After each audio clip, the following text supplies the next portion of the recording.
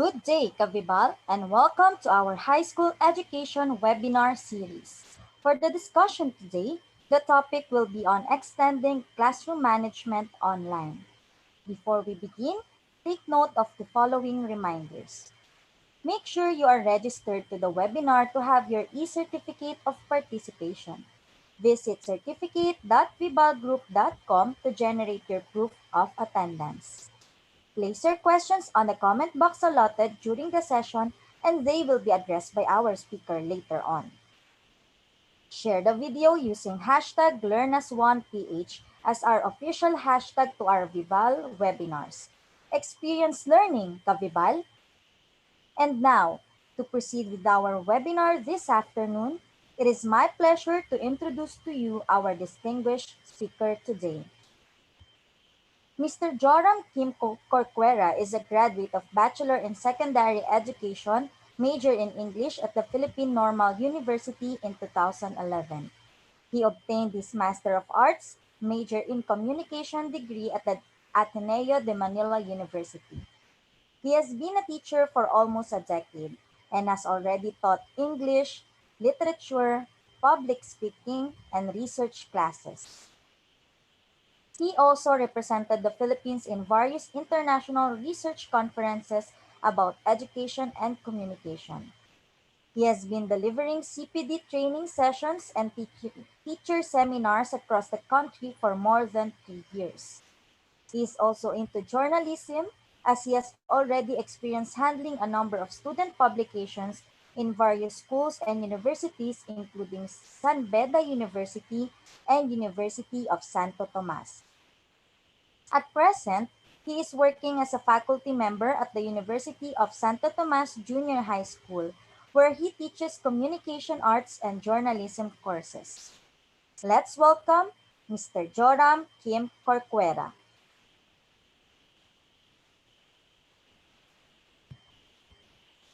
Alright, so good afternoon po sa lahat ng ating viewers. Okay, so as we open the new academic year, definitely there will be a lot of challenges that will come our way.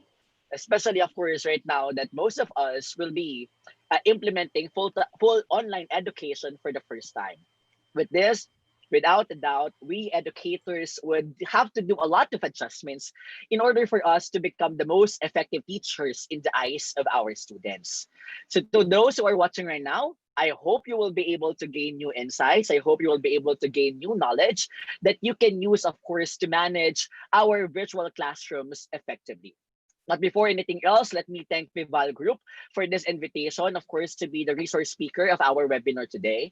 I am indeed honored to share my knowledge, to share my experience, of course, in teaching in the virtual space. Again, welcome to our webinar today entitled Managing Virtual Classrooms Effectively. So on that note, let me share with you the PowerPoint presentation that I prepared for our webinar. Okay.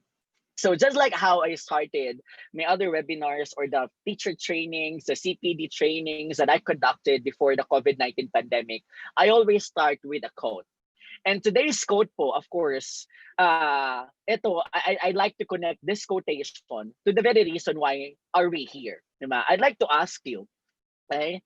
Ngayon po, bakit po tayo naka-tune in sa live sa YouTube live na ito? Why are you here? Diba? Some of us, of course, would be saying, andito kami kasi gusto namin matuto. Definitely, yun talaga ang rason natin lahat. Some of us, baka sabihin, andito kami for the certificates, but I think the certificates would always be a bonus. But that would never be the primary reason why we are here. We are here because we understand that the teaching and the learning process do not end. Di ba po? On that note, let me show to you our quote of the day. So by learning, you will teach, and by teaching, you will learn. Indeed, there are a lot of things that we need to understand with regards to remote and distance learning. Diba? Some of us would be implementing modular, some of us would be implementing online education. And since this would be the first time, definitely there are a lot of things that we need to learn. Diba? And the many changes in the field of education, dagdag pa natin, of course, the severe effects of the pandemic, are the primary reasons why there is a need for us, educators, to upgrade and level up our skills in helping our students become the best versions of ourselves. I mean, become the best versions of themselves. On that note, let me present po na yun talaga yung challenge natin, di ba? That's the challenge for us on how we would be able, of course, to address the 21st century needs of our students. We have to be reminded that right now it's already 2020. And since it's already 2020, people have changed. And of course, this includes the learners. As a matter of fact, in a research conducted by Hootsuite in January 2020, sabi dito, sa Digital Around the World in 2020 research, sabi dito, total population is 7.75 billion, unique mobile phone users 5.19 billion, internet users 4.54 billion, active social media users 3.80 billion. Pag tinignan po natin yung percentages, 55, 67, 59, 49. In other words, it's very easy to conclude that most of us, majority of us, of course, have been using technology, di ba? In different forms. And right now, of course, tataas pa yan because right now, this is the best tool that we can use, of course, to continue education. Di ba po? Para matuloy natin, of course, yung trabaho natin na naturuan at, of course, i-prepare ang kabataan para sa, of course, sa mga obligations waiting for them. All right? So, Now, this research, I'd like to capitalize the use of this research po sa gagawin nating webinar today. Remember, our topic talks about managing classrooms effectively in the virtual space. Okay, so if we talk about virtual space, then definitely we're talking about technology. And since of course lahat naman tayo talaga nag-migrate na po or slowly migrating of course to virtual space, then definitely we would be encountering different ways also on how we would be able of course to implement classroom management. Ito po yung mga bagay na i-discuss natin today. Right? Always remember, my dear teachers, that since we're talking about technology, diba, in education, technology can be a life changer. Technology can be a game changer for kids who are both in school and out of school. So this is from Queen Rania of Jordan. So indeed, ito po yung kailangan natin embrace, diba? We need to embrace the different changes in the field of education. Of course, part of which would have to be, of course, diba, the use of technology. Sabi nga nila, the use of technology in the field of education has truly spread like a wildfire, even before the COVID-19 pandemic. Paano pa po ngayon, diba? We cannot go out and meet with our students because it's too risky. It's too dangerous. That's why we're going to maximize the use of technology, of course, to continue making significant changes, di ba? To continue, of course, our influence as modern heroes, di ba? Life-changing, di ba? Game-changing. So ito po yung magiging weapon natin. So with this, I'd like to address one major concern of our more tenured teachers. Pag sinabi natin more tenured teachers, ito yung mga teachers na talaga namang, ito po yung mga teachers na talaga namang matagal na pong nagtuturo, 'di ba? So, ayan. All right, wait lang po ah. I think we're having some technical difficulty. Ayan po. So again, ito po yung mga gaya po ng sinabi ko kanina, ito po yung mga teachers na matagal na po talaga nagtuturo. So with that, I'd like to show po to you a picture. So this picture of course contains the old way and of course the new way. So pag tinignan po natin, old way, going backwards. New way, of course, moving forward. Ganito po dapat tayo, my dear teachers. Some of us would be saying, ayoko kasi gamitin yung technology. Bakit? Number one, andun yung takot natin na palitan tayo ng technology. Pero gaya ng sinabi ko kanina, it can be life-changing, it can be game-changing. But both ways. Game-changing in a positive way, and game-changing, of course, in a negative way. So if we would be using technology in a right way, then definitely, of course, we're moving forward. But if we would not be able, of course, to capitalize the potential, of course, diba, of this technology in the field of education, then we're moving backwards. We have to be reminded that the best teaching strategies that made the best teachers before would no longer be the best teaching strategies that would make them the most effective teachers nowadays. Why?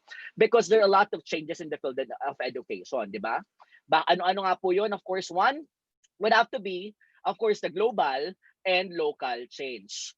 So specifically, of course, one, there were a lot of changes in the field of education system. Di ba? Nagbago na yan. Ngayon, of course, definitely talaga nabago talaga. Second, of course, assessment. Actually, even before COVID, di ba?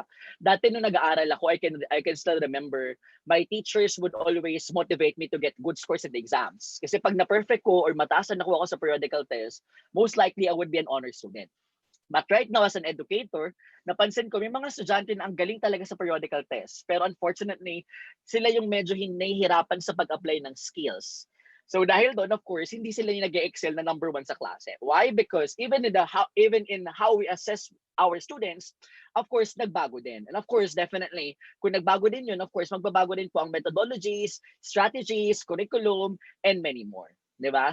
So, for us to be more convinced na talagang marami talagang nagbago in the field of education, of course, makikita natin ito sa ating learners. Di ba? Ang mga learners nowadays, they have innate skills in using technology.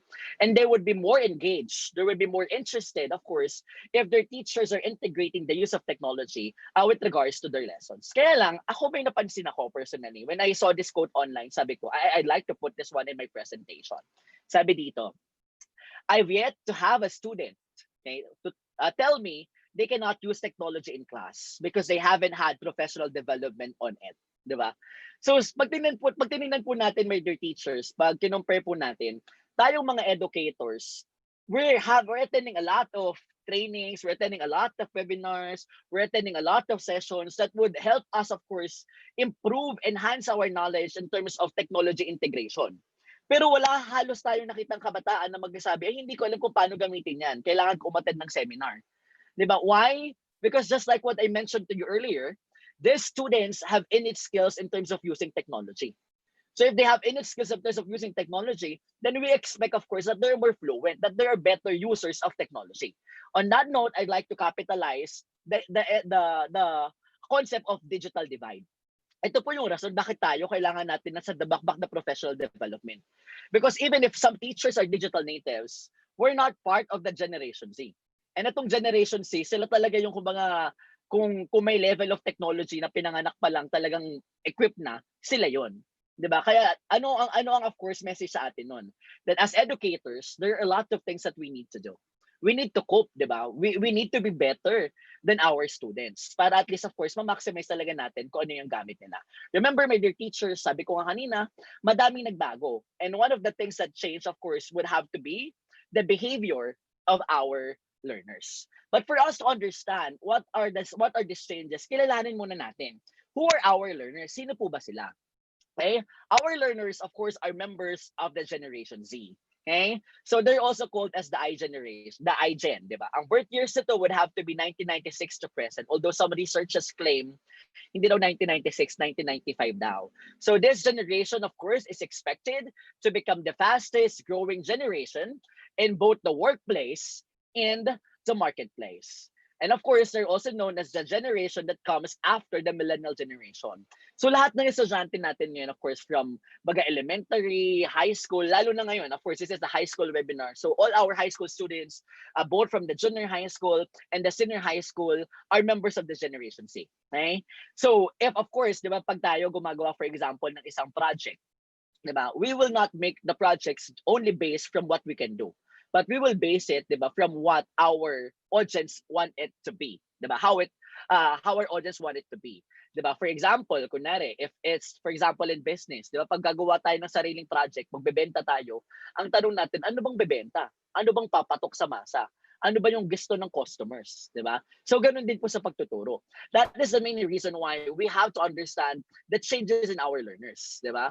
Bakit po? Kasi syempre, sino ba ang matututo? Para kanino ba natin ginagawa yung lessons? Para sa mga bata. So if we wouldn't be able, of course, to note the many changes in the field of education, particularly the changes present, of course, among our learners, then we wouldn't be able, of course, to address their needs and their preferences. So on that note, of course, tayo as teachers, marami tayong kailangan baguhin. At dahil marami tayong kailangan baguhin, let me ask you, ano ba ang pinakamahalaga sa mga ipapakita ko ngayon, of course, for us to become the best teachers in the eyes of our students, okay? So we will determine this one, of course, through an alphabet game. Ayan. So in this alphabet game, I will be presenting 3 words, right? So skills, knowledge, and attitude, okay? So as I present these 3 words, aalamin natin, alin ba sa tatlong to yung pinakamahalaga na dapat meron tayo for us to be able to address the 21st century needs of the learners, specifically, of course, the Generation Z. Okay, so we would be determining the answer to this question through an alphabet game. So in this alphabet game, gagawin po natin bawat letter po may value. So for example, S, kunwari, letter A is equal to 1, B is equal to 2, C is equal to 3, and then the like. So again po, 3 words: skills, knowledge, and attitude. So I'll give you 1 minute po. After a minute, let's try to compute alin ba sa tatlong to ang may pinakamataas na value. Because the answer to this question would have to be, kumbaga, the most needed. Kumbaga talaga ito yung pinakakailangan natin, of course, in addressing the 21st century needs of our learners. Alright? So I'll give you po a minute again. Skills, knowledge, and attitude.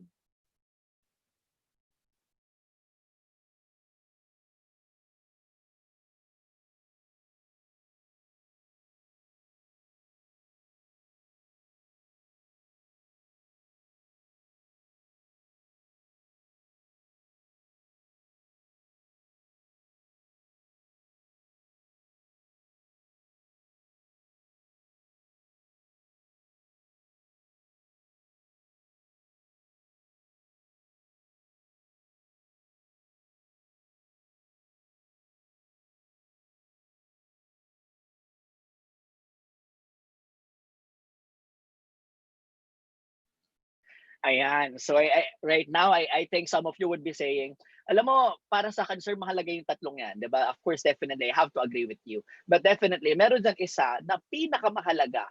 Di ba? Of course, in terms of being able to fulfill our mission to address the learner's preferences, of course, in the 21st century. All right? So let's try po i-reveal na natin. Okay?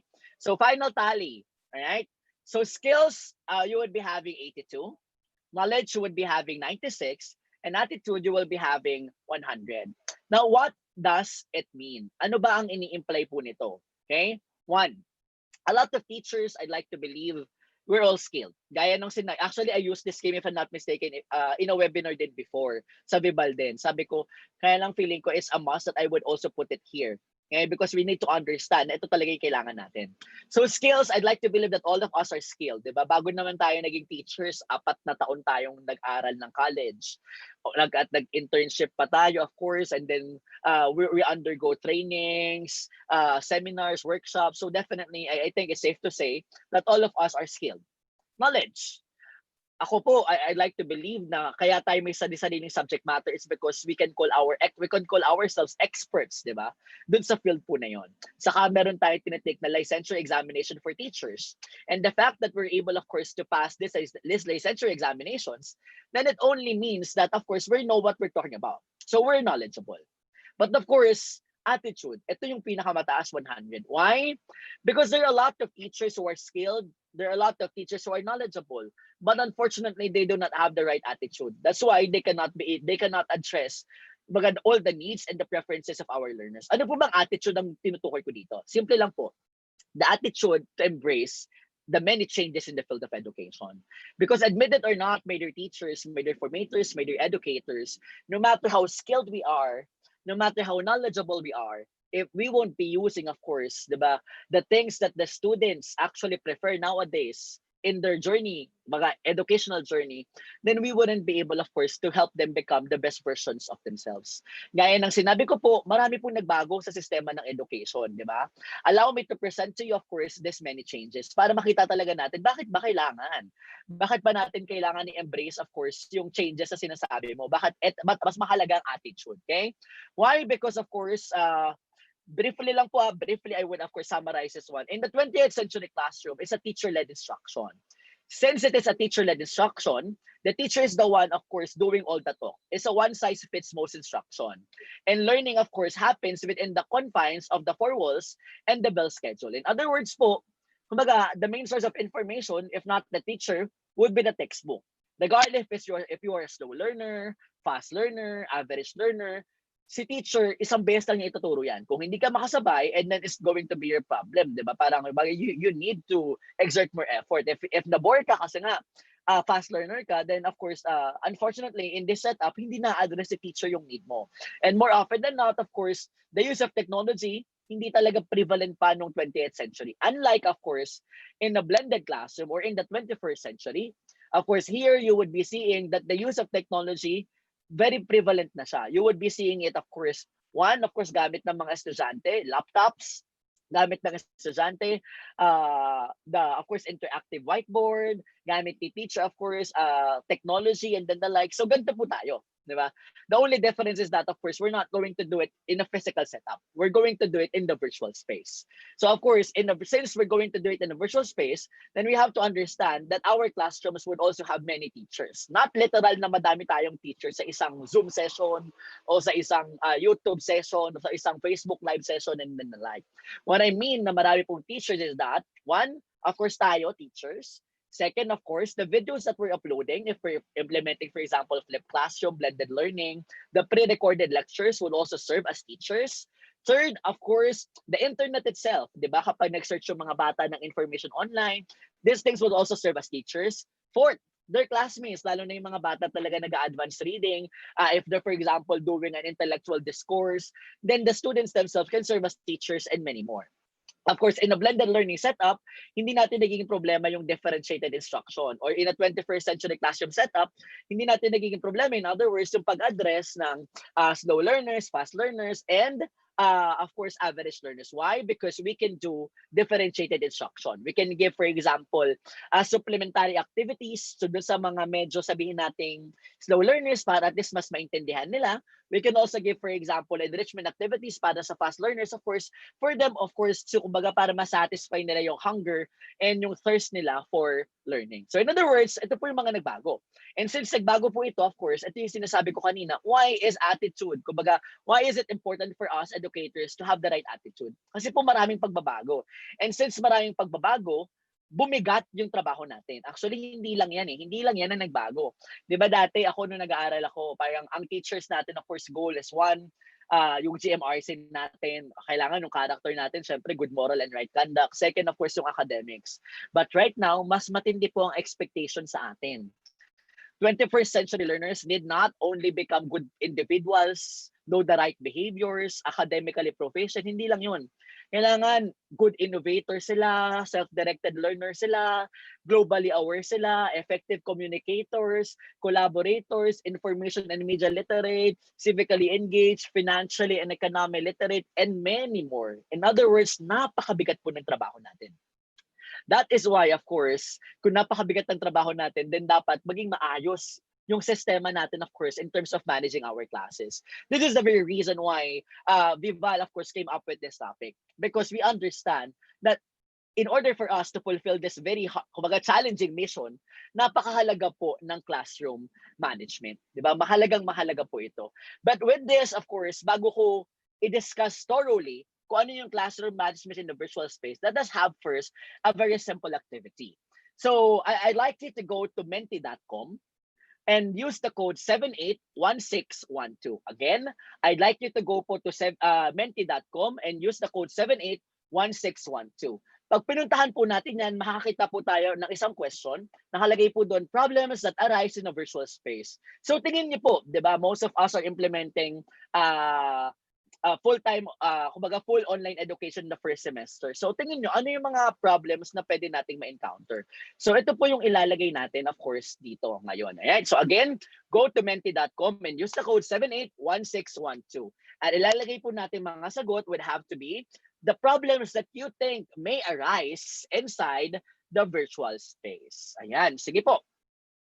Magbigay po tayo siguro ng 1 minute or 2 minutes, of course, for the teachers to be able to encode the problems that you think may arise in the virtual space. Specifically, of course, concerns and in terms of managing, kumbaga, the virtual classrooms. Ano po ba tingin niyo yung mga possible na maging problema? So kahit po short phrases or words lang po yung ilagay natin.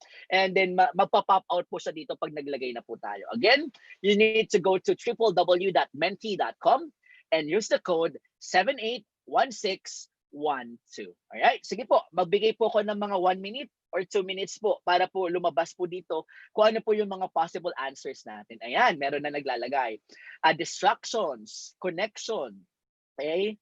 Netiquette, ayan po. Online distractions and then the like, ayan. So, ayan. So, antayin pa po natin yung sagot ng iba pa nating teachers. Right now, 17 persons na po ang nagsasagot. So, this is also one of the applications that you can use, di ba? Mentimeter.com. Ayan po. Ayan. Siguro mag-antay lang po tayo kahit umabot ng 100 teachers yung nagsagot. So far, we already have 44 teachers. Ayan, 50 teachers na po. 58. Ayan.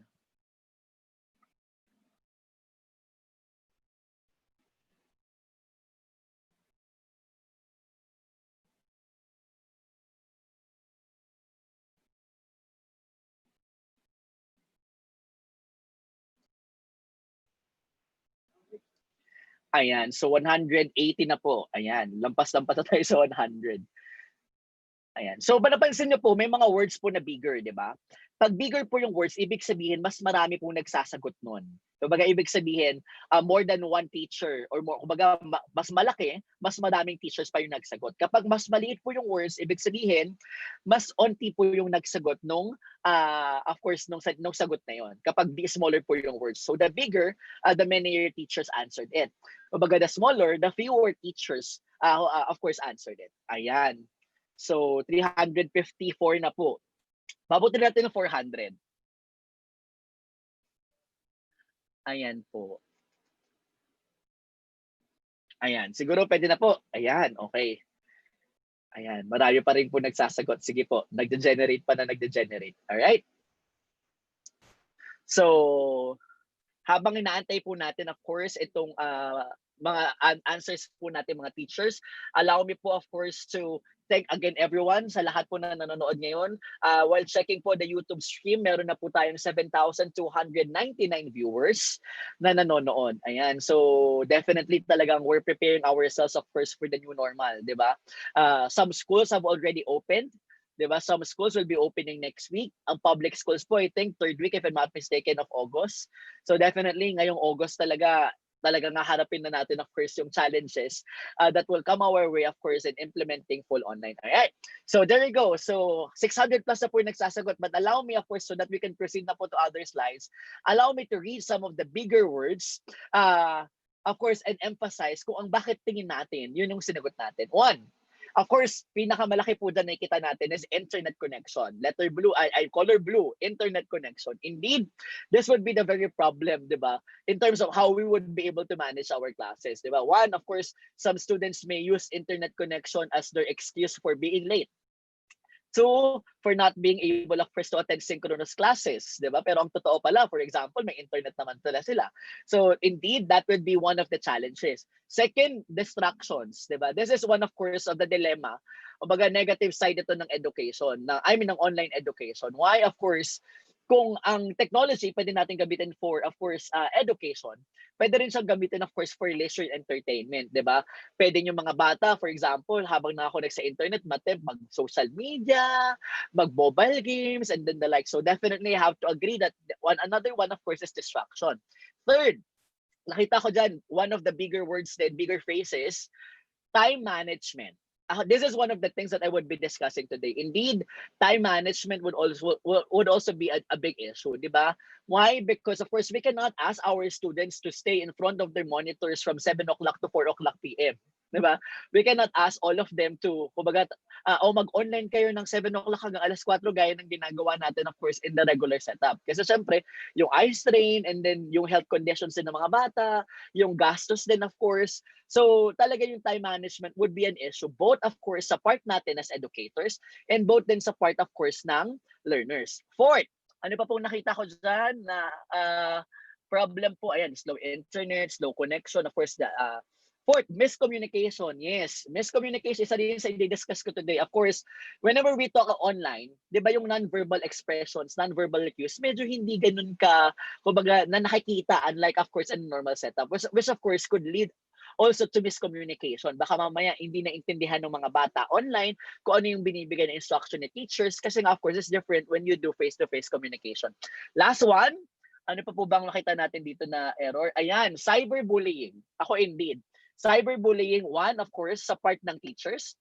'Di ba pag in-screenshot tayo or sabihin natin a video tayo, pinost tayo online, of course, the cyberbullying. Second, of course, cyberbullying din sa part ng mga bata, 'di ba?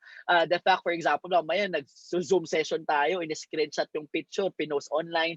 So definitely, of course, these are the very concerns na kailangan natin na maisip, of course, kumbaga, para magawan natin ng rules and regulations. Of course, if we talk about cyberbullying, one of the things that we have to understand, of course, yung halaga po ng Data Privacy Act, di ba? So for example, pwede tayong gumawa ng rules sa classroom na bawal mag-screenshot, bawal mag-post na kung ano man nangyayari in a virtual classroom, and then the like. So indeed, marami pa pong problema. So ayan, nasa 914 na po ang nagsasagot nitong Mentimeter natin nito. Thank you po sa lahat ng nagsagot. So I appreciate the fact that, of course, dami nating nilalagay and daming kulay. So definitely, madaming possible problems, of course, that we would be encountering in the virtual space. But right now, allow me po to go back to our slide and to continue, of course, our discussion. So again, since we're talking about the first classroom management, bago ko sa ipakita yung differences sa virtual space and sa physical setup, let us try to define first, what is classroom management? So classroom management is the process of creating and maintaining orderly classrooms. So the word is orderly classrooms.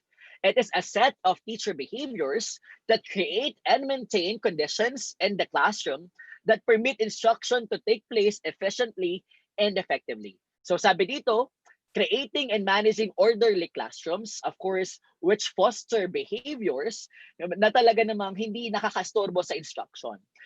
In other words, when we talk about classroom management, it is, of course, our own ways of ensuring that, of course, the instruction na ibibigay natin would be smooth, maiintindihan talaga ng mga bata. Of course, why? Because they would be, of course, behaving the right way. Diba? So, when we talk about scope of classroom management, saan po ba nag-o-occur ang classroom management?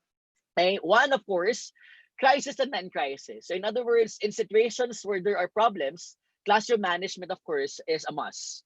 But even if in situations na walang problemang lumalabas, dapat po, andun pa din po yung classroom management.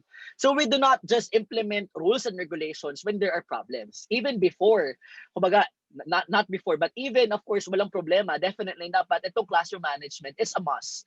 Of course, kaya nga tayo nag-implement ng classroom management para hindi na tayo maka-experience ng crisis or problems, of course, inside the classrooms. This would be, of course, this would involve various academic activities, giving of instructions. Syempre, mamaya hindi malinaw yung instructions natin. Of course, it's for classroom management pag hindi natin alam kung paano natin bibigay na malinaw yung instructions natin. Of course, classroom management would also be involving the rules and the consequences that, of course, we establish and that, of course, binibigay natin sa mga bata. Of course, we have to understand that the rules and the consequences would also play a role, kumbaga, in terms of how we would be eliciting response sa mga bata. For example, mamaya na late sila tapos pag na late pala sila, hindi na tayo nagko-consider, for example, na late sila tapos kaya pala sila na late kasi wala pala silang internet.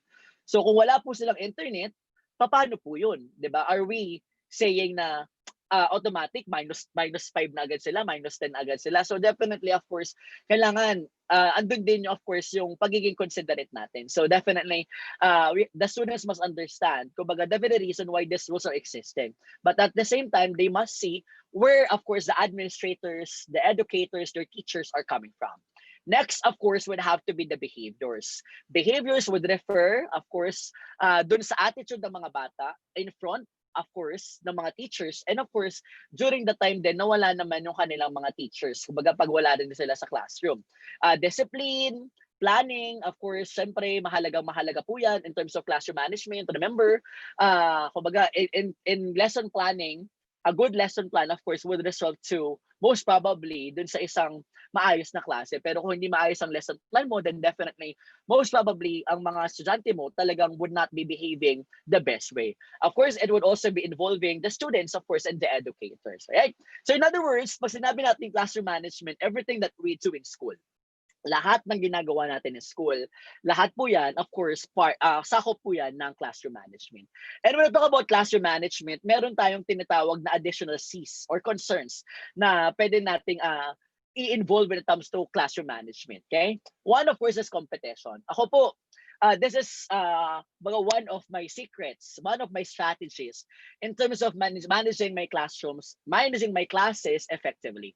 I always try to infuse, kumbaga, the element of competition, pero healthy competition. Minsan po kasi ang mga bata, let's say for example, pag may competition, mas talagang andun yung kumbaga, yun yung triggering factor nila, yun motivating factor nila para at least to do better. So you can also, of course, have those things, competition, pero healthy competition. Second, of course, connectedness. The students must understand, of course, why are you doing this? Bakit ba nila ginagawa to? Diba? We must be, of course, explain those things to them. And of course, yung rapport natin as teachers sa mga bata, mahalaga din po yun. Of course, compassion. Diba? I'd like to believe that students, of course, have reasons din naman po with regards to their misbehaviors. Baka mamaya may family reasons na pala, may pinagdadaanan na pala sila. So of course, yung compassion din natin, na intindihin din sila.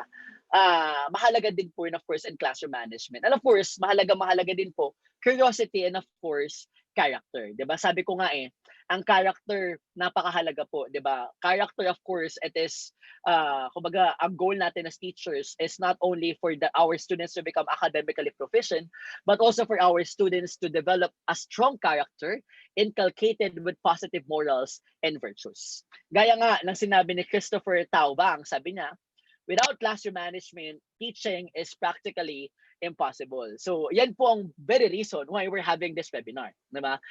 Because if we would not know how to manage our classes effectively in the virtual space, then lalo po nating hindi magagawa yung obligasyon natin as teachers. Kumbaga, nag-adjust na tayo in terms of how we would be able to present our lessons, but we also have to understand that the adjustment also would have to be done in terms of how we would be able to manage our classes in the virtual space, di ba?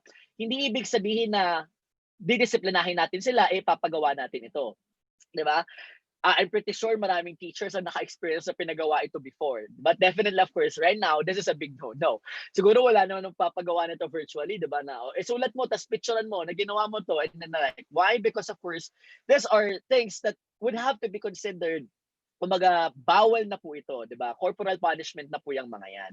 So, in other words, kung hindi na pwede yung mga doon, then the question is, how do we maintain order in the classroom? Okay? One, eliciting compliance from the students. Okay? Second, eliciting respect from the students. Third, eliciting subordination from the students. Ito pong tatlo, I'd like to connect it as I try to explain po kung paano natin gagawin ito. Ako po, I always like to believe that if the students would be involved, diba, in making, for example, certain policies, then they would know, kumbaga, ito pala yung kahalagahan nito. And if they would understand the significance of these rules and regulations, then of course we expect them to be more compliant. Diba? We expect them, of course, to be more participative. We expect them, of course, na talagang mas ganado sila na sumunod. Why? Because they would understand, of course, the very reason why these things are existing. So ganun din po, my dear teachers. So if we want, of course, diba, yung salitang respect, if we want, of course, to gain the respect of our students, then we have to respect them too. Okay? As we establish, of course, the different rules and regulations, policies natin sa klase. So in other words po, as we try to create our own rules and regulations, dapat po our students would be involved. The parents would be involved para mas maintindihan po nila, of course, why these things are happening, why these things are actually existing. And of course, we talk about maintaining order in the classroom, napakalaga po na hindi na po tayo magpa-punishment. Okay? And if we're not after punishment, then of course, we will be going after the PDET, or tinatawag nating positive discipline in everyday teaching. So when we talk about PDET, what is PDET? It is an approach based on sound pedagogical principles and practice that helps children succeed, gives them information they need to learn and support their development, protection from violence, and active participation in their learning. So this is something that all teachers want, diba? We want, of course, our students to develop the importance of kumbaga talagang knowing yung kahalagahan po, of course, ng talagang I mean yung learning environment po. 'Di ba? When I talk about PDET, for example, ayan, for a while. Ayan, so ayan po. Narinig niyo po ba ako? Sorry, I'm having, I think, some technical difficulty po when it comes to the audio. Ayan, so I think okay na po. So going back, so PDET, of course, gaya po ng sinabi ko, as teachers, we have to understand that it is very important, of course, for us to be able to provide a healthy learning environment for our students. Diba? Ang mga estudyante, definitely, they would not want to be part of an institution promoting violence. Diba? Instead, they would be happy to be part of an institution that they would know na they would be that would protect them, of course, from different forms of violence, different forms of harm, and then the like. So that's the very reason why, of course, we have to maximize this specific concept. Dapat po proactive, dapat po positive discipline tayo, hindi tayo mag-rely, of course, in terms of giving punishment sa pagdidisiplina, of course, sa mga bata, even in the virtual space. So furthermore, when we talk about PDET, it plays a key role in creating safer schools, for it does not only support children's full development, but it also improves the school environment by eliminating fear. Mahalaga po yan, eliminating fear, teaching children self-discipline, and encouraging greater pleasure and engagement in learning. So in other words, if we're implementing PDET, then one thing that we must do, we need to reject the use of violence as a teaching tool. Tatanggalin po natin yan. In all forms, reject the use of violence as a teaching tool.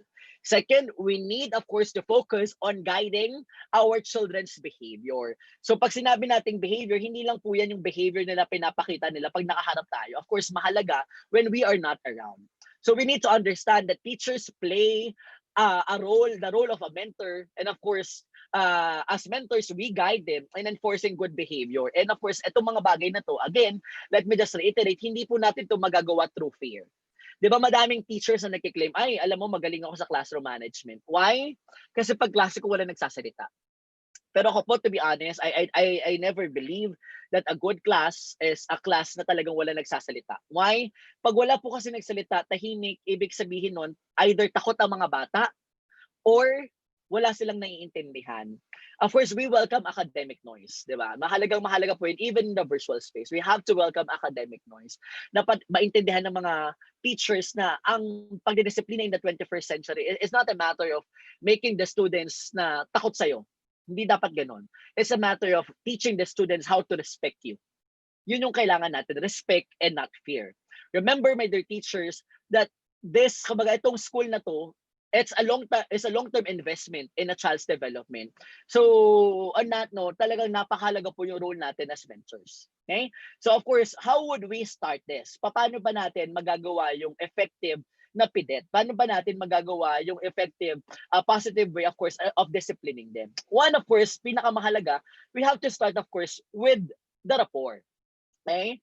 So, maintaining a good rapport, of course, with the students is essential to the emotional, psychological, and academic development and growth of the learners. Ako po, to be honest, feeling ko ito yung magiging challenging sa atin. Ako, to be honest, minsan tinatanong ko, ano kayang gagawin ko sa first day of class, no? Parang, how would I interact with my students? Kailangan gumaang yung loob nila sa akin at kailangan gumaang din yung loob ko sa kanila. But how would I do it, of course, in an online setup? Diba? It's different, of course. Kailangan kilala ko sila. Kasi para, diba, mas mahirap makipag-usap sa stranger, hindi ka komportable. Diba? Dapat mawala, of course, yung wall na maramdaman nila na kumbaga, it's a place na welcome talaga sila. Na talagang, I'm their teacher, so I'm here to help them. And I'm not here to make their life, kumbaga, tragic. Diba po? So, yun talagang mahirap na mahirap po. So, the question is, how? Paano po ba natin, of course, ma-maintain yung good rapport natin sa mga estudyante? One, we advocate their needs. Alam niyo po, ito yung lagi kong sinasabi. Meron po tayong pangangailangan as teachers, indeed. Pero meron din po pangangailangan ng mga estudyante natin. And sometimes, the students' needs are different from what we need. So of course, ano pong i-address natin? We try our best, of course, to address both things. But we have to understand that advocating students' needs would make them feel na significant sila. It would make them feel na, si teacher talaga is doing his part para talagang matuto ako. Okay? Second, real teachers for all students. Di ba po, now that we're doing online learning, isa sa mga tinatanong, paano kaya yung recitation? Di ba? So minsan, baka mamaya isipin natin, ito honor student, ito na lang yung lagi kong tatawagin. Di ba? Mahihiya po sila. Dapat in the 21st century setup, lalo na sa virtual space, if the students would not understand the lesson, they would know how to message their teachers, telling the teachers, ma'am, sir, parang medyo nahihirapan po ako dito. And of course, magagawa lang nila yan if the students would feel that you are a teacher not only for specific students, but if you are a teacher for all students. In other words, no favoritism. Diba? Although ako po, naniniwala ako, to be honest, some of you might disagree with me, pero ako, I always say, favoritism exists. Imposibleng walang favoritism. Kaya lang, as teachers, of course, we have to hide this. Kumbaga, andun yung preferences natin. Pero dapat hindi ito maramdaman ng mga estudyante natin. Okay?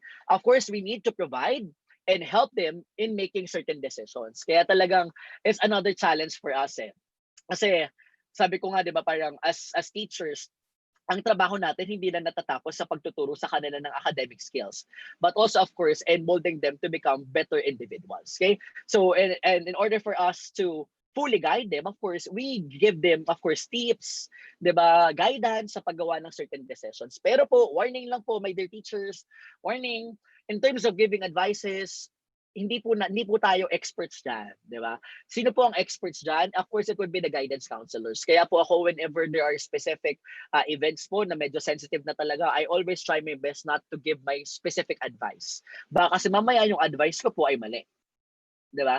So we refer them first to the guidance counselors. Tandaan natin, my dear teachers, nung college po tayo, nag-aral po tayo, majorship natin, of course, English, Science, Math, TLE, Filipino. Pero yung in terms of course, how to give advice, how to, of course, kumbaga, in terms of making decisions, kapag kailangan po natin ng tulong, of course, the guidance office, the guidance counselors po would have to be there at all times, supporting us. Kasi talaga ito yung forte po nila. Of course, next, the students must feel that we're protecting them from harm. Okay? Para maramdaman talaga nila na, ay, alam mo, si teacher dapat irespeto ko yan kasi love na ako. So, dapat love ko din siya. Of course, enabling students to grow academically, hindi yung teachers na parang masaya tayo pag bumabaksak yung estudyante natin, na parang, oh, lahat kayo baksak, so matakot kayo, kaya gawin nyo to. Hindi ganon. Di ba? We eliminate fear. We make them feel, of course, na talaga we're supporting them. And if they're failing, of course, dapat maramdaman nila na we're doing our part, of course, to help them, of course, grow academically. Of course, we promote success and achievement, no matter how little the success are. For example, minsan naka-perfect score, talagang dapat we give commendations, well, we appreciate. For example, kunyari walang bumaksak sa exam, we have to, of course, banggitin na sa klase, congratulations, I'm very happy because in our exam yesterday, napansin ko ganito, and then like this, the students would feel kumbaga honored and be more then they would be more motivated kasi 'di ba it's the little things that count the most, 'di ba, yung achievements po, celebrating achievements, napakahalaga po din. Of course, we empower them, 'di ba, napakahalaga po din. Remember, in the 21st century set up that students are responsible for their own learning. So if they're responsible for their own learning, then empowerment, of course, plays a significant role. And lastly, of course, we must serve their academic interest. Ito yung sinasabi ko kanina. Their interest, of course, would always be connected to their needs. Diba? For example, right now, of course, the use of technology, for example, okay? We must be able, of course, to utilize various applications because kumbaga, this is their language. Dito sila interesado. So ito yung pangangailangan nila. If we would be doing this, then definitely, of course, we have to expect that, kumbaga, better response talaga, better outputs, diba? Ang magiging, ang mapoproduce, of course, sa mga estudyante natin. Now, specifically online, how do we foster positive behavior management? Diba kanina we're talking about PDET or positive discipline, but how do we do it online? Okay? So one, of course, you give the students choices and ownership of the class. Simple things can make a big difference in our classrooms as the students feel that we value their opinion and want them to be a part of it. Gaya ng sinasabi ko kanina, my dear teachers, they need to understand that they are part of the class. In other words, it's not a teacher-led instruction na si teacher lang lahat gagawa ng decisions. The student must feel that they are part of the class and that we make decisions also for our class because they are part of it. Okay? Second, we have to clearly state the goals and objectives of the lesson. Di ba po? Para mas naiintindihan ng mga students yung ginagawa din nila, at the start of the lesson, we present what are our learning objectives today. Di ba?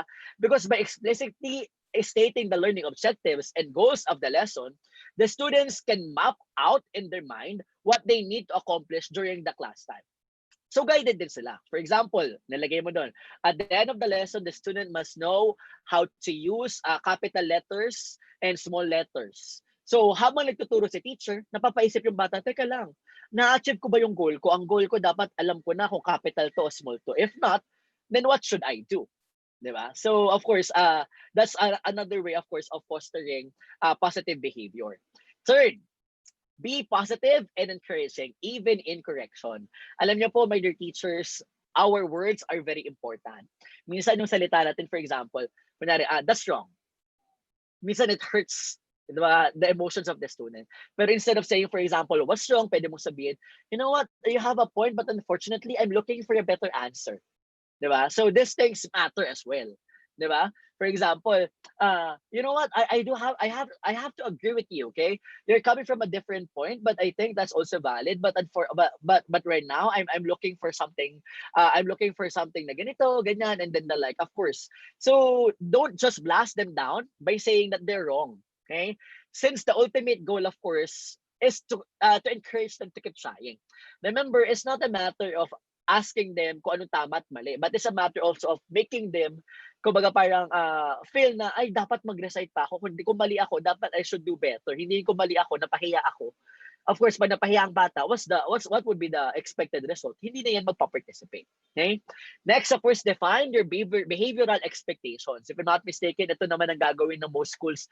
Of course, lalo na sa first week siguro or even the second week of classes. Okay? All students must know the rules in a regular classroom. So in other words, pag nag-present po ang administrators ng mga rules and regulations, syempre minsan ng mga teachers may kanya-kanya pa tayong additional rules and regulations. And we have to ensure that all the students understand all these rules. Okay? Why? Because sometimes our rules would be different from other teachers, di ba? So, dapat alam nila, para at least alam din nila kung paano sila magbe-behave sa klase mo. Okay? Next, of course, use rewards and praises. Some online schools have reward systems built in their courseware. So, try these incentives to see if they motivate your students. For example, Kahoot. If you're not, siguro most of us are already familiar with regards to Kahoot. Di ba ang Kahoot po, every after round, pinopost kung sinong mas mataas sa round 1, round 2, tapos sa dulo po parang may trophy, recognition, and then like, napakahalaga po nito. Ito yung sinasabi ko kanina, competition. Okay? Mahalaga po ito. If the students would feel that they're rewarded and that their efforts are appreciated, then of course, we have to expect that they would be, kumbaga, doing better and that they would do their best to even improve, of course, and enhance their skills na para mas makapag-comply pa sa binibigay ni teachers. But of course, they would only be able to do these things kung talaga namang alam nila yung salitang disiplina. So, discipline. What is classroom discipline? Ano nga po ba ang classroom discipline? Okay? Classroom discipline, of course, enforces the expectations set by classroom management principles. Kagaya po sinabi ko kanina, the teachers must give the expectations. Kami, for example po, right now I'm handling one of the publications po in UST. So dun sa isa sa activities namin, talagang napakahalaga na ilalagay namin ano ba yung expectations namin. Di ba? Para at least alam natin ano ba yung dapat natin gawin, of course, in order to reach these expectations. Ganun din sa klase. Ano po ba yung expectation natin sa klase? Para at least alam din ng mga bata, alin ba yung tama, alin ba yung mali, para ma-achieve yung specific expectations. Okay? Now, we talk about classroom discipline. It requires teachers to use fairness, consistency, flexibility, logical consequences, assertiveness, motivation, firmness, and modification. Okay? And of course, it has to be executed according to a hierarchy of consequences or a sequential order of rules. Ito yung sinasabi ko kanina, in developing specific policies, dapat talaga alam ng bata na talagang patas din yun. Diba? Kunwari, for example, meron tayong rules when it comes to taking online examinations. Bakit? For example, si student A, binayagan natin mag-take ng another special exam. Yun pala, nakalagay pala doon, of course, na kapag nakapagpasa ng excuse letter at valid yung reason, the student would be allowed, of course, to take another exam. Kasi, kunyari, nung nag-e-exam siya, nag-crash yung internet niya. So with that, of course, alangan naman pilitin natin i-record yung baksak na exam dahil hindi naman dahil sa ginusto ng bata bumagsak, kundi dahil sa nag-crash yung internet. So in other words, dapat po malinaw na malinaw yung rules and yung consequences and yung rules and regulations, yung policies, of course, in order for us to be able to enforce classroom discipline. Okay? Again, let me just reiterate, pag sinabi kasi disiplina, a lot of teachers would think discipline would refer to punishment.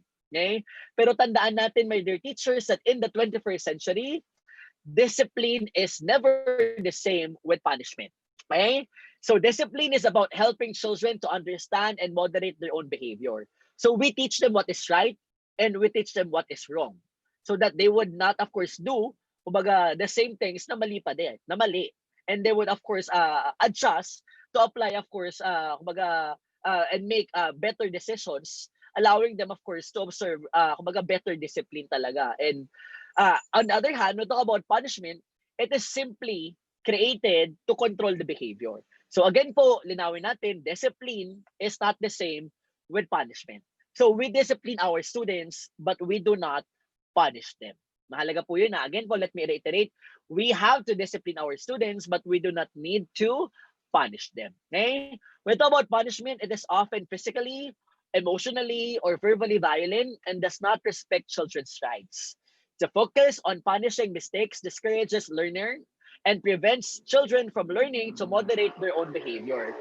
So in other words po, pag sinabi po nating punishment, may emotional impact po yan sa bata. Sometimes if we punish our students, instead of the students knowing what to do the next time this happens, yung bata parang andun na yung takot nila. Pag nandun na yung takot nila, hindi na nila mapakita kung ano yung dapat nilang mapakita.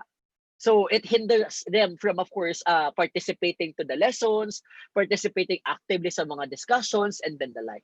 So with that, these are things, of course, that we always need to avoid. Okay, punishment. Other disciplinary actions that we must avoid One, of course, it is giving extra academic work to our students. For example, mamaya may maling nagawa yung bata, sabihin natin, o gumawa ka ng another activity, lalo na pag online, no? Like ka, hindi umaattend ng synchronous classes. Dahil dyan, gawin mo to lahat. Teachers, we have to understand that this is still a form of punishment. Second, reducing grades. Okay? Nonetheless, of course, it is written in the rules and regulations. Baka mamaya, for example, paano kunyari, sir, for example, nag-synchronous class kami. Tapos yung bata, nag-drawing bigla sa screen. Tapos medyo bastos yung drawing. Siyempre, we have to deduct points. Yes, but we have to make it clear. Pero when we say reducing grades, baka mamaya hindi fair na biglang, oh, dahil dyan, automatic zero ka na dyan, kahit naman may valid reason yung bata. Of course, this is something, of course, that we have to understand. Okay? Third, yung writing as punishment, gaya ng pinakita ko kanina, this is something that you must avoid. Fourth, baka mamaya sa PE class, sabihin ng PE teacher, o mali yung push-up mo, dahil mali yung push-up mo, mag-push up ka, doblehin mo yan. So this is, of course, still corporal punishment. So definitely something that we must avoid. Okay? Corporal punishment, appeasement or cajoling, harsh and humiliating reprimands. Ito po, minsan, of course, sabi nga nila, di ba, ang pinakamatalas na espada ay hindi yung espada, kundi yung mga salita natin. So, lalo na po tayo, we are educators, we are opinion leaders. So, what we say, the students talaga, iniisip mabigat yun. So, pag sinabi natin, alam mo, ang hina mo talaga, hindi mo pa rin maintindihan eh. Ulit na ako. Siyempre, masakit sa bata yun. So, that's something that we must avoid. Threats and shouting. Okay? So, wala pa naman po ako nababalitaan na nanigaw sa online class. Pero baka mamaya, syempre yung challenges natin, di ba? Minsan nakaka-frustrate na parang ang hirap na ng internet connection. Tapos ang gulo-gulo pa nila. Syempre minsan yung pasensya natin nasasagad. But again, we must understand that these are things that we must avoid. Nagging, forcing apologies, di ba? Sarcastic remarks, and of course, group punishment. So in other words, madaming kailangan iwasan. Specifically, of course, kailangan natin iwasan yung punishment. Because again, let me just reiterate, we need to discipline our students, but there is no need for us to punish them. Okay? Again, going back to positive discipline, remember po, we must focus on discipline, and we must never, diba, focus to, of course, punishment. When I talk about positive discipline, it is non-violent. Okay? It is solution-focused. So our goal is not to, kumbaga, is not to punish our students, but to teach them to avoid doing these things again. So we focus on the solution. Okay? Respectful and based on child development principles. Okay? It provides children the knowledge and skills to control and take responsibility for their behavior. And lastly, of course, it emphasizes understanding and communication and views mistakes as an opportunity for children to learn how to do better next time. Diba lagi naman nating motto yan, mistakes make us better individuals. So we teachers, of course, must understand that one. Okay? Teachers, we don't give solutions din po, tandaan natin yan ha. Huwag po natin ibigay agad-agad. Ito yung gawin mo next time. No. We need to process them. Diba? Pwede kung nagagawa po natin yan face-to-face, magagawa din naman po natin yan online. We need to process them. And again po, let me just reiterate, kung talagang, for example, medyo mabigat po ito, huwag po nating sarilinin. We consult, of course, the guidance counselors to help us. We consult, of course, kung ano pa po yung services sa school na pwede nating makatulong, of course, in helping our students understand, of course, and develop, of course, yung character inculcated talaga with positive morals and virtues. So when we talk about positive discipline, there are some principles that we must understand. Okay, one, of course, holistic. It applies not only to the student's behavior, but to all aspects of their learning and social interaction. Second, of course, is strengths-based. It identifies and builds on the student's strengths and not on the weaknesses. Okay? So in other words, i-maximize natin, purihin talaga natin, ay alam mo, magaling ka sa ganito, ganyan. I-maximize natin, no? Huwag natin hanapin lagi kung ano yung kulang. But of course, we always have to make them understand, of course, na kailangan din nila ma-develop yung other areas or yung weaknesses po nila.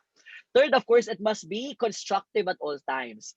It is aimed at strengthening students' self-esteem and confidence. Mahalagang mahalaga po, especially in the online setup, that the students would feel that they need to learn how to be confident. Hindi yung tipong tayong teachers yung sisira ng confidence nila. 'Di ba? We have to understand na pagdating po ng pasukan, even if they have any skills in terms of using technology, yung iba dyan, nandyan pa talaga yung hesitant pa sila sa paggamit nun because they're not used to it. And we have to make them confident in using it. Hindi yung tipong we actually discourage them. Okay? Fourth, of course, inclusive. It recognizes and respects the diversity of our students. Alam naman po natin yan. Of course, hindi lang yung slow learners, fast learners, average learners. Meron din tayong multiple intelligences and then the like, the diverse needs of our students. Proactive because it identifies the roots of behavioral and learning difficulties and implement strategies to promote success and avoid conflict. And lastly, of course, it must be participatory, okay? Because of course it engages students in the learning process and in the school community. So these are some of the principles of positive discipline, di ba? I'm pretty sure may kanya-kanya po tayong strategies on how we would be able, of course, to use these things. But then again, ika-capitalize lang po natin if we want, of course, to implement positive discipline, then we encourage them. And we never, of course, promote any form of punishment or embarrassment and then the like. Di ba po? Ngayon tayo lahat, my dear teachers, gaya ng sinabi ko, bukod sa pagpopromote ng positive discipline in a virtual space, ito ang magiging classroom natin, di ba? We would be facing our screens, we would be facing, of course, our, kumbaga, seeing our students in the virtual space. On that note, let me share with you some of the similarities and differences po ng face-to-face and online learning. Di ba? In face-to-face po, when we talk about course planning, okay, instructors may choose to only attend to the big picture of the course and develop details as the class goes on.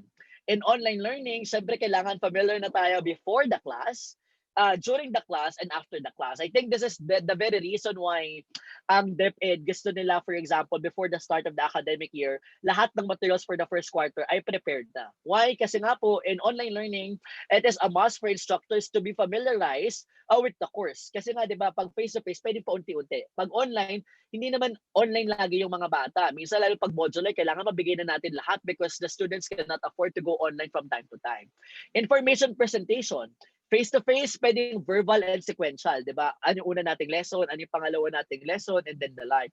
In online learning, of course, kadalasan, we put everything online. Di ba po, nilalagay natin sa LMS. Lalo na yung concept ng asynchronous learning. And why do we need to promote asynchronous learning? Because we have to understand that not all students can go online on a specific time. May mga, di ba, ito din po yung dahilan why others are proposing academic freeze, di ba? Kasi nga po, of course, hindi talaga lahat ng bata kaya talaga mag-go online. Kaya po napakalaga, of course, pagdating ng information presentation ng online learning, lahat po ilalagay na natin online. So, pe-present po natin yun isang beses and then of course, that's the time the students access these things in their most convenient time. So, but of course, other schools, gaya kami sa UST, of course, meron pa rin kaming synchronous classes. But of course, we also promote, we also have materials for the students who cannot go online on a specific period. Okay? Class interaction. In face-to-face, of course, interactions are direct, synchronous, verbal, and typically one-to-many. In online learning, the students and teachers usually do not see one another. Lalo na pa nag-flash na tayo ng PowerPoint, di ba? Hindi naman nakikita yung mukha ng mga bata. So with that, mas mahirap po talaga yung interactions. Lalo na wala din, of course, yung non-verbal cues.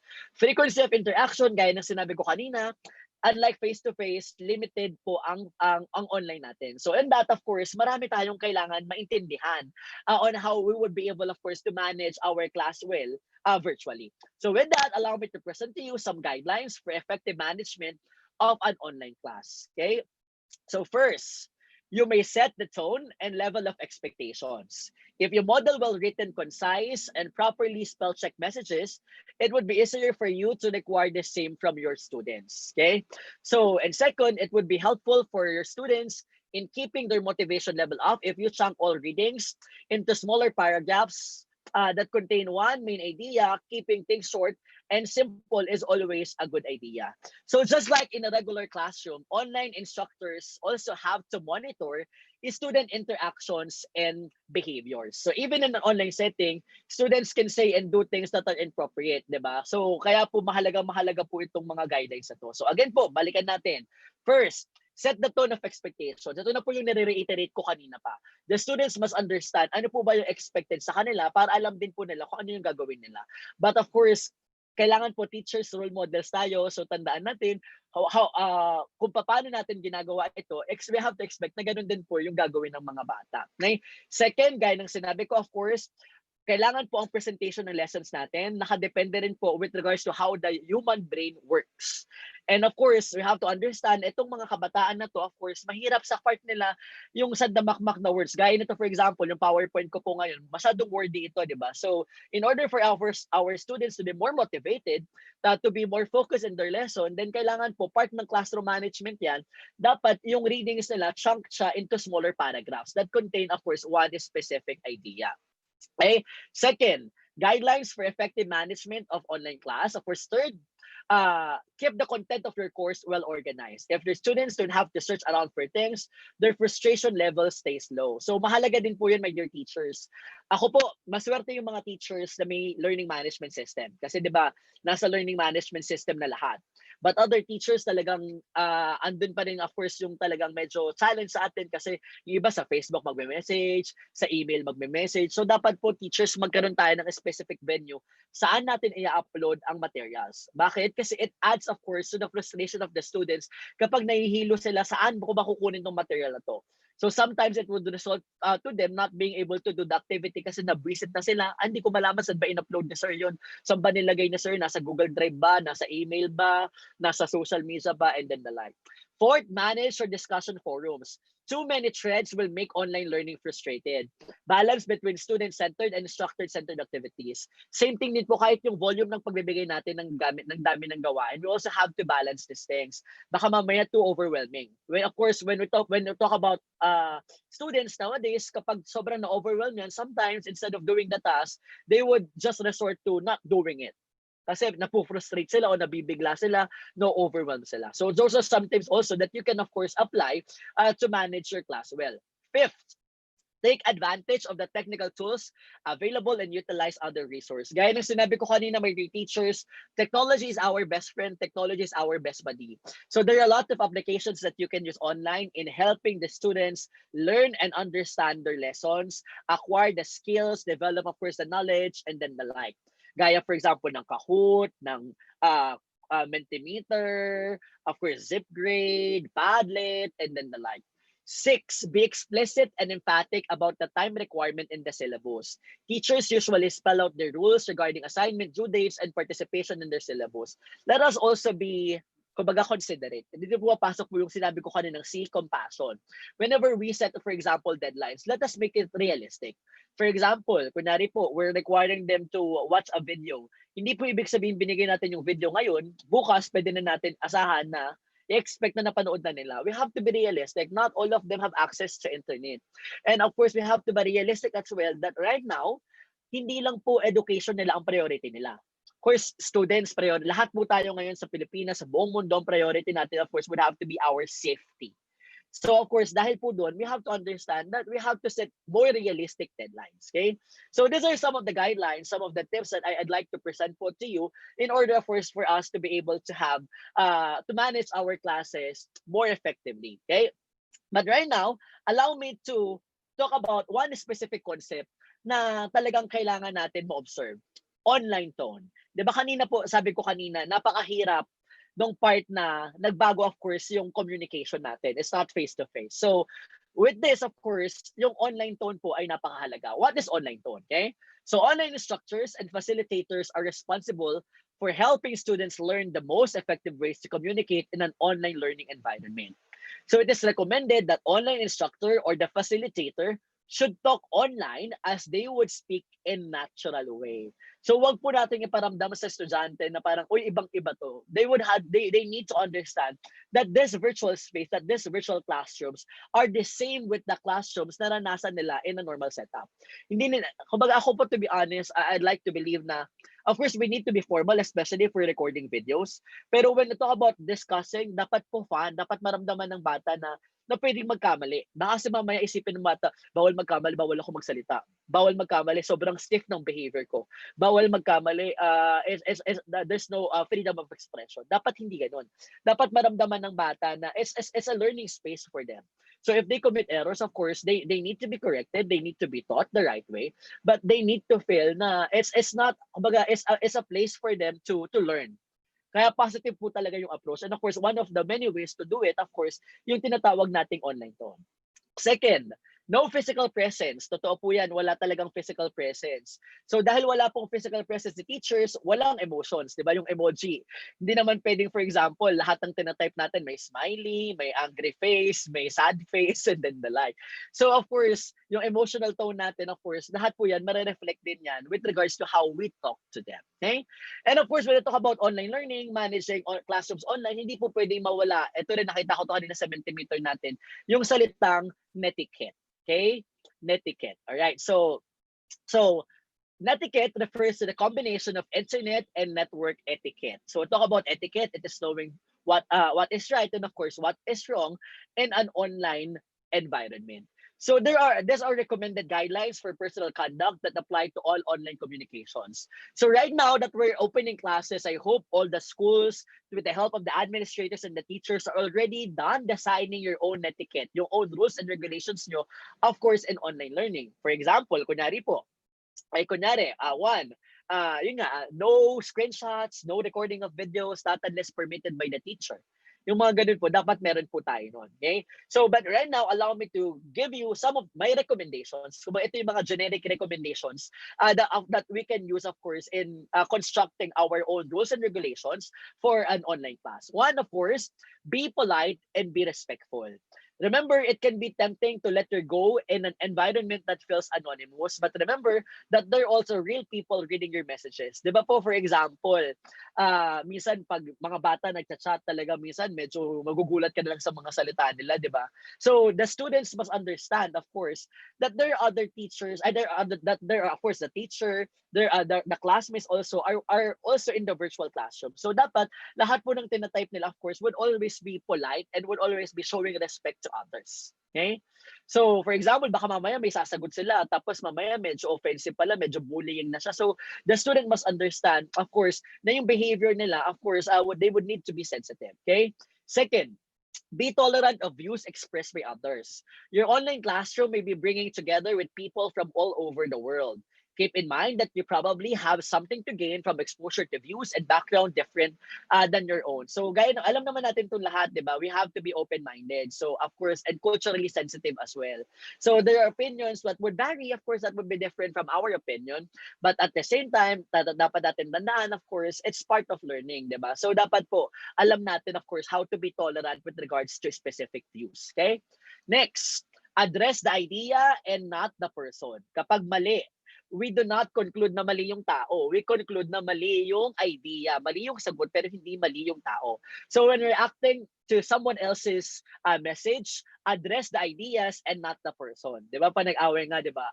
I'm trying to correct your answer, but not, of course, I'm not saying na ikaw yung mali. Ang sinasabi ko, mali yung sagot mo. Okay?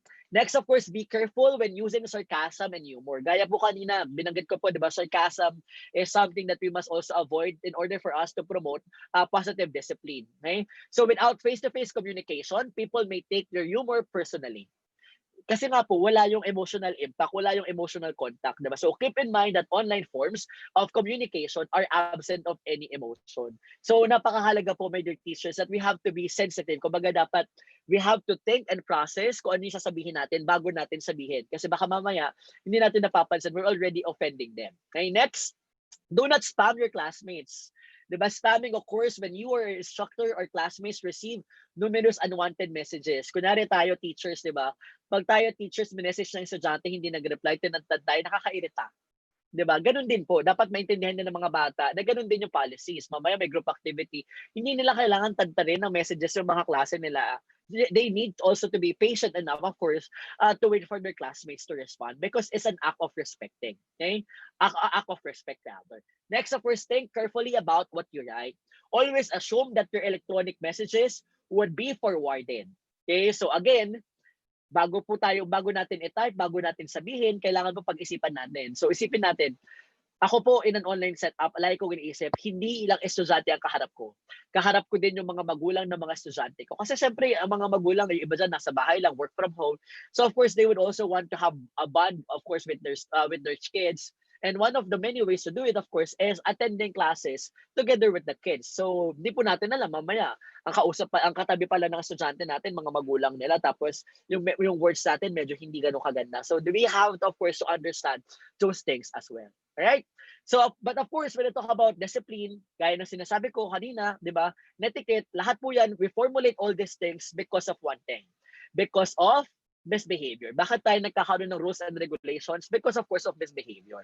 In fact, many teachers complain, di ba, na sabi nila, one of the toughest parts of my job, of course, is handling misbehavior. 53% of teachers are stressed because of students' misbehavior. So again, pag ano po ba yung misbehavior, let us try to briefly discuss. A misbehavior refers to a threatening action of an individual student that interferes with teaching, violates the right of other students to learn, creates an unsafe situation, destroys property, causes harm to others, or disrupt the flow of academic activities. So in other words, anything, of course, that disrupt our classes para maging smooth sailing siya, that is considered misbehavior. So allow me, of course, to discuss with you ano po ba yung common causes nun? Kasi di ba, we wouldn't be able, of course, to avoid these things not unless we know the very roots of these actions.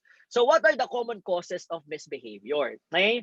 One, of course, health conditions, di ba? Dapat intindihin po natin yan. There are some students that we have to understand na hindi lang, na ito pong COVID sa kanila, pwedeng, for example, it would lead them to depression, it would lead them to, kumbaga, emotional needs nila, mental health po nila. So, dapat aware po tayo na these things are also reasons why they actually misbehave.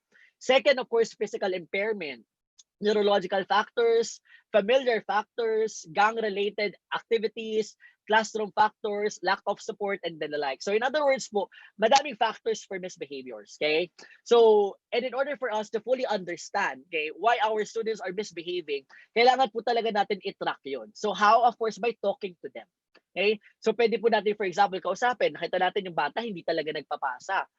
Nakatatlong sessions na walang in-attendance, we talk to the kids. Doon pala natin malalaman, ay may family problem pala, nag-undergo pala sa gantong problema, and then the like. So, we have to understand that, of course, gaya na sinabi ko kanina, our students have various needs also that they also need to address aside from their educational needs. So, common factors that influence student behavior. Ano po ba yun? One, curriculum.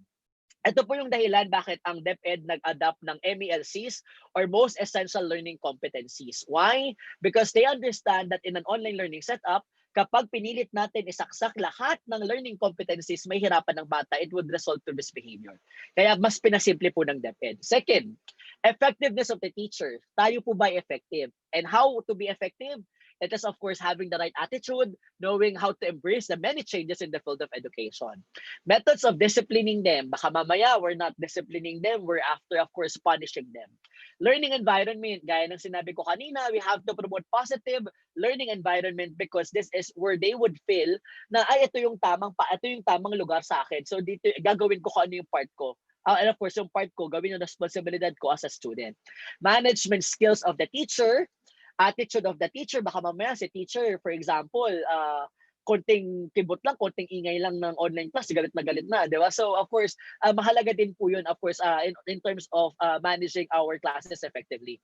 Administrators, why? Of course, as teachers, we follow kung ano po yung ini-implement na system ng administrator. And of course, part sila nun. And of course, we talk about the school staff, the school routine, the adequacy of the facilities. Siyempre, for example, kunyari, wala tayong sariling learning management system, then syempre medyo mas i-foresee natin na mas mahirap i-maintain yung classes natin. But of course, if we will be able to provide them a learning environment, facilities talaga na talagang qualified for online learning, then of course, we have to expect that these student behaviors would have to be prevented. But aside from that, ano pa po ba yung mga ways para ma-prevent po natin ito? Okay? One, preventing all misbehaviors in the classrooms. Honestly speaking, imposible po yan. Why? Kasi minsan ang problema po, hindi naman nasa loob ng klase, kundi nasa labas ng klase. And of course, we teachers, even if we are modern heroes, hindi naman natin kaya solusyonan lahat ng problema nila, gaya ng internet connection, gaya ng familial problems, and then the like. So with this, we teachers must anticipate misbehavior anytime. And of course, and since we anticipate na possible na mag-exist to, then we have to prepare ourselves in terms of dealing with these things. Okay? However, sometimes misbehavior, of course, is directly connected to the teaching modalities used in delivering instruction. So in other words, titingnan din natin. Baka, it is true, totoo yung sinabi ko po kanina, na karamihan dyan, dahilan dyan, hindi naman sa loob ng klase. Pero it is also true that sometimes the main reasons of these misbehaviors, of course, uh, galing po yan doon sa mismo nangyayari sa klase natin. Alright, so now, I think if I'm not mistaken, this is the last part of my presentation. So allow me to give some tips po kung paano natin mas ma-manage pa yung online learning, di ba? So, kasi sabi natin kanina, sometimes misbehavior is directly connected to how we deliver instruction online. So with that, paano po ba natin dapat i-manage yung klase natin? Di ba? Para ma-avoid natin, of course, itong misbehaviors na to. One, build an engaging online environment. Sabi din sa Edutopia in 2017, we have to create virtual spaces in their blended classroom that serve different purposes. Second, of course, we have to build community. Find ways for your participants to learn about one another, to learn about you, and to find commonalities in their experiences. Ito yung sinasabi ko kanina, dapat may rapport, may connection. 'Di ba? Ang hirap makipag-usap sa isang estudyante na hindi mo talaga kilala. Ganun din po sa part nila. Kailangan mas makilala nila tayo. So sa umpisa po, of course, ng online learning, we have to take time. We have to, marami namang online games, maraming online activities that you can of course use, online applications that you can use para to break the ice. Kumbaga para at least mas maging komportable kayo sa isa't isa. Kaya mahalaga po yun. Next, create answers in an organized way. Find ways to create resources and responses to them so that participants can find them easily. Gaya nung sinabi ko kanina, everything must be organized. Mahirap po yung may Facebook, may email, may LMS, tapos kung ano-ano pa pong ways na pwede natin na pwedeng mag-interact with them. Next, be present. Don't leave the learning for the students to do independently without your help. Alam niyo po, my dear teachers, last semester, we, of course, UST, we had our emergency remote learning. So nagtuloy-tuloy po kami, hindi po kami nag-stop. Hindi po kami nagtuloy-tuloy po kami ng third quarter and fourth quarter for high school, for second semester for college online. So one of the things po na nakita ko doon, mahalaga po sa mga estudyante that the teachers are there for them for their own learning. Hindi lang po sa pamamagitan ng pagsasend ng PowerPoint or pagsasend ng video. So in other words, my dear teachers, our job will not just end by recording videos, sending it to the students. Dapat po andun palagi yung discourse, andun palagi yung pag-uusap nyo para of course they would feel na pwede ka nilang kausapin kapag may clarification, things that they don't understand. Of course, they want guidance and then you have to be present in the educational journey of your students. Okay. Next, of course, establish norms for office hours and video conferencing. So you create rules and regulations for your online classes. Mahalaga po ito. Teachers, lalo na po sa oras. Kasi ako po, naniniwala naman ako na siyempre, as part of our job, dapat ma-address natin yung needs ng mga estudyante natin at all times. Pero alam niyo po, marami kasi dyan, minsan for example, gabi na magme-message and then ako minsan sasagutin ko po. Pero the students and the parents must understand na dapat talaga may specific hours para at least tayo teachers, may personal life din po tayo, di ba? Na ina-address din po. So dapat alam din nila yon na may oras po for this video conferencing na ganitong oras. If they have concerns, dapat natatapos na ng 5 p.m. mabigay nila para at least tayo, we can also address the different needs that we have, of course, after our classes. Okay? So yung norms po na yun, yung rules and regulations na yun, mahalaga po yun. Don't group randomly. Ito po, in having group activities, di ba, dati ginagawa natin, B1, B2, B3, B4, okay, magkakasama. This time, we have to be more sensitive. We have to be more creative in grouping them. Kasi of course, sabi ko nga po, ang communication nito online. So baka mamaya, we're grouping people na hindi talaga compatible. Mas mahirap po yun. Okay, so of course, right now that this is the first time that we're implementing full online, we also try our best to make things simpler for our students and easier for them. And one of this, of course, is making, kumbaga, more strategic ways of grouping them. Okay? Next, of course, teach students about plagiarism. Okay? We cannot say, oy, nagagalit ako sa'yo, cheating ka. if we do not teach, of course, what is plagiarism to the students. Mahalaga pong malaman nila yon. So be proactive and teach what plagiarism is, and of course, how to avoid them. Hindi yung tipong nagagalit tayo na nag-plagiarize sila, hindi naman pala natin tinuro kung ano yung plagiarism. Okay? So next, of course, don't shy away from difficult conversations. May mga teachers po kasi nagsasabi na parang, alam nyo, hindi kita pwede makausap ng ganyan kasi ang hirap ng online. Pero teachers, we have to understand na wala namang, di naman sinabi ng DepEd na matatapos to in a month, in 2 months, 3 months or so. So in other words, wag po nating takasan yung difficult conversations. Okay? Stay on top of issues as they arise. Next, use various means to contact participants. Contact small groups of students and also whole class routinely, but know when it's time to do a behind-the-scenes intervention. In other words po, my dear teachers, we actually, of course, find different ways of contacting our participants.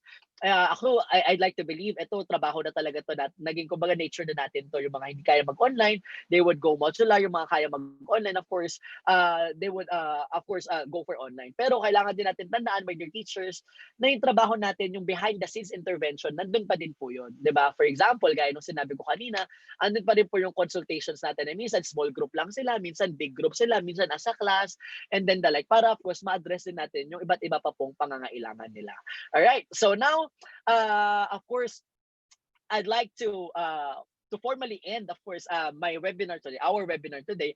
I'd like to show you this picture, okay? In an online learning, of course, sabi ko nga kanina, limited ang setup. Okay, limited ang time, limited ang resources and everything. So the question is, do you have all the time in the world? The answer, of course, is a no. Okay, and since we don't have all the time in the world to do this, then we, of course, we have to manage our class effectively.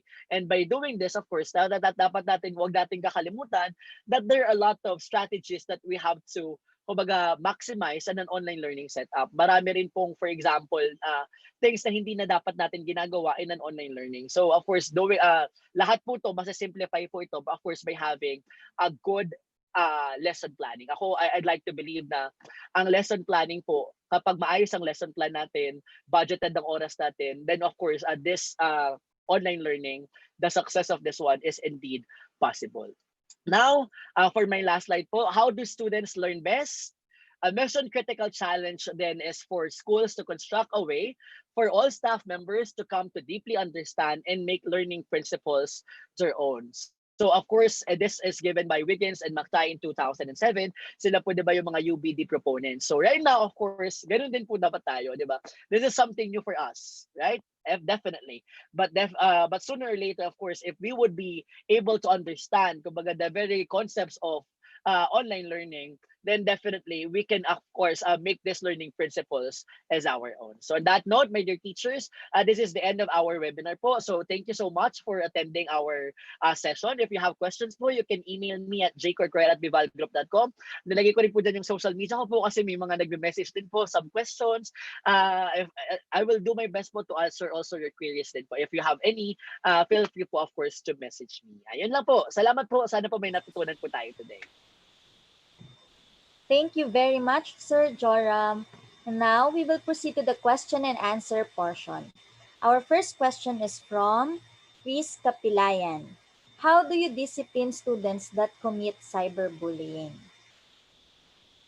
Ayan, so that's a very good question. So cyberbullying. Ito about cyberbullying, gaya ng sinabi ko kanina, cyberbullying teachers, cyberbullying students. Diba? Una ko pong ginagawa dyan, I process the student. I need to make the student understand ano ang ginawa mo. Hindi ko sasabihin na ito yung ginawa mo, 'di ba? I mean, the answer must be coming from the students themselves para maintindihan nila ito pala yung impact nun. And then after that, of course, syempre if they commit things against the rules and regulations of the schools, then there will always be consequences. Pero right now po kasi for me in an online learning setup, mahalaga po yung parents engagement. Mahalaga po of course that the parents would be involved in terms of not only helping their kids, their students, kumbaga achieve academic success, but also yung tamang behavior. So for example, may mga cases ng bullying, then we also have to talk to the parents if we need the first, para at least alam din yung parents na, ay, sorry ma'am, sorry sir, bawal pala yan, and then the like, para at least alam din po, of course, itong mga parents, kasi sila yung kasama ng mga bata, of course, sila yung mas makapag-process. But then again, of course, if the cyberbullying exists talaga na talagang matindi na, yung disciplinary action nito, of course, dapat din binibigay na po natin sa guidance office because of course, minsan itong cyberbullying, gaya ng sinabi ko kanina, may reasons din to. Baka mamaya nagsa-cyberbully pala kasi may problema rin siya. So of course, itong mga problema na to, mapaprocess din ito of course by or talking to the students and of course kumbaga making consultations sa guidance counselors po natin. Ayun. Thank you for that, sir. Next question from Mira Dominguez. Sir, how can we encourage our learners to be engaged in our online class? Alam niyo po, to be honest, that's the biggest challenge. Ako, sabi ko nga nung ginagawa ko tong webinar today, sabi ko, feeling ko hindi naman magiging issue maingay sila habang nag-online class kasi mag-off mic naman yung karamihan sa mga yan, di ba? Saka pwede naman natin i-off mic sila pag maingay sila. Pero sabi ko, we'll talk about managing our classes. We'll talk about learning, teaching them how to be disciplined. It's not a matter of knowing when to talk and when not to talk, but is knowing what is the right thing to do and what is not, of course. And one of which, of course, yung compliance nila, yung talagang engagement nila sa learning.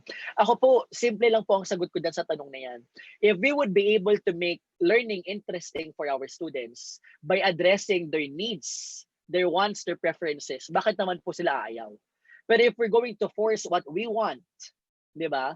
Despite the fact that these things might be different from what they want, then it would really be hard for us to make them more engaged with regards to the lessons. So I think the secret here to elicit compliance for the students, they must understand that you're doing it for them and that they must understand that you're also making your best effort, of course, to make things better for them. Ayun po. Thank you, sir. And for our last question from Timothy Guevara, paano po kung may magulang na biglang mag-medal sa kalagitnaan ng online class at merong complaint? Ayan. Ako po, I always believe na dapat po talaga, siyempre, sabi ko kanina, netiquette, di ba?